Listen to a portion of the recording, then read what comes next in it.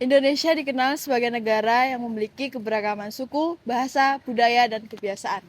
Keberagaman ini juga terlihat di lingkungan kampus ketika mahasiswa dari berbagai daerah bertemu dan berinteraksi setiap hari.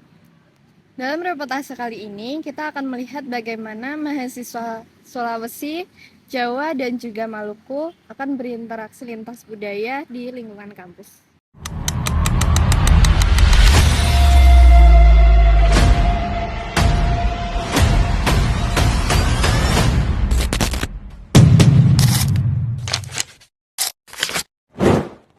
Perkenalkan, nama saya Frian Gerardi Parantat, asalnya dari Sulawesi Selatan, Toraja.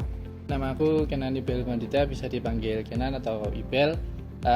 Saya asli dari Jawa. Nama aku Gloria Kostanciako dari Provinsi Maluku, Kota Ambon. Kalau untuk cara berkomunikasinya, suku saya cenderung punya intonasi yang tinggi. Terus cara berbicaranya relevan, agak cepat. Kalau saya sebagai orang Jawa tentunya kalau orang Jawa itu lebih lembut dalam tutur caranya, terus intonasi dalam berbicara itu rendah, ya lemah lembut begitu. Oke, kalau ciri khas komunikasi di daerah tempat asalku, itu tuh biasanya kita ngomongnya agak keras atau kencang, tapi itu sebenarnya bukan kita lagi marah, tapi emang nada berbicaranya seperti itu.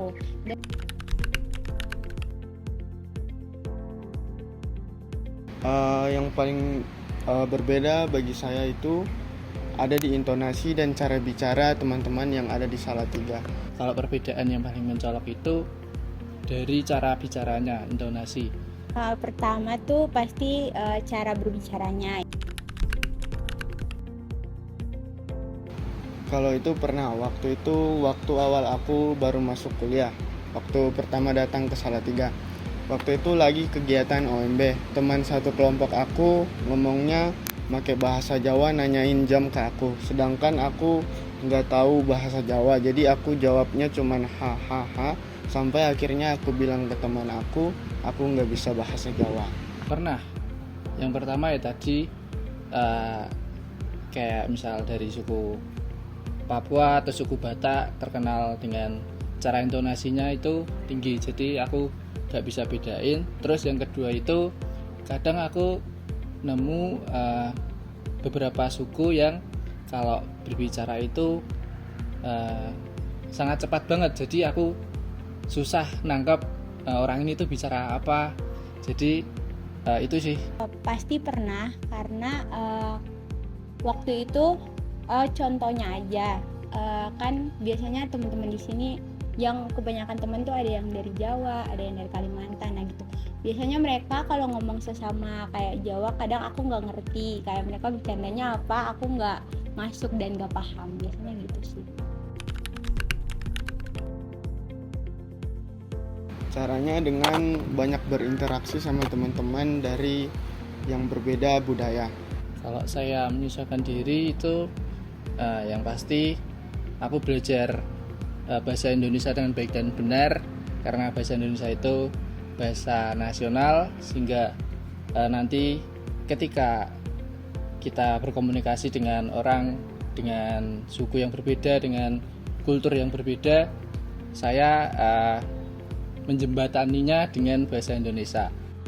Yang pertama pasti aku belajar lagi bahasa Indonesia yang lebih baik seperti apa, agar mungkin komunikasi dengan teman-teman berbeda daerah itu membuat aku nyaman dan temanku juga nyaman apa yang aku omongin, dan aku ngerti apa yang dia omongin. Sangat banyak ya manfaatnya bagi saya sendiri. Yang pertama itu saya belajar budaya teman-teman dari luar suku saya sendiri.